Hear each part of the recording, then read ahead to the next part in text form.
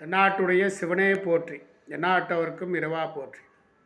ஒவ்வொரு காலகட்டத்துக்கு தகுந்தாப்புலைங்க ஒரு ஒரு நோம்பிக்குமே ஒரு ஒரு கடவுளுக்கு ஒரு ஒரு விசேஷங்களாகவும் ஒவ்வொரு நிவேத்தியங்களாக படைக்கப்படுது.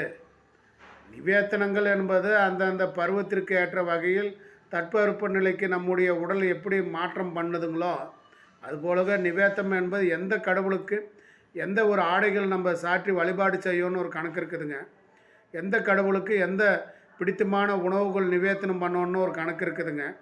ஸோ அது காவு வாங்குகிற கடவுளும் இருக்குதுங்க, பொங்கல் வைத்து வழிபடக்கூடிய கடவுளும் இருக்கிறாருங்க. அந்தந்த கடவுளுக்கு உரிய ஒரு உணவுகளை நம்ம வைத்து படைக்கும் போது அந்த இறைவனுக்கு போய் சேரும் நிலைகளும். ஸோ நம்ம அந்த மாதிரி ஒரு இறைவனுக்கு கொடுக்குற ஒரு மரியாதை, இந்த கடவுளுக்கு இந்த உணவுங்க, இந்த கடவுளுக்கு இது தான் வைக்கணும் அப்படின்னு நம்ம ஒரு கணக்கு வச்சுருக்கிறோம். அதாவது நம்ம 7 தலைமுறைக்கு மூதாதைகளுக்கு இந்த தலைமுறைகளிலிருந்து நம்ம கடைப்பிடிச்சிட்டு வரக்கூடிய ஒரு விஷயங்க.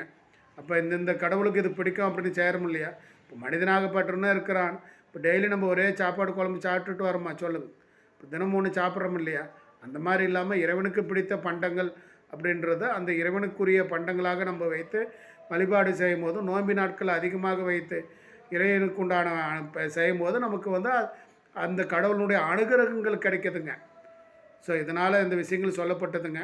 அனைவருக்கும் அனைத்தும் கிடைக்கட்டும். நன்றி, வணக்கம்.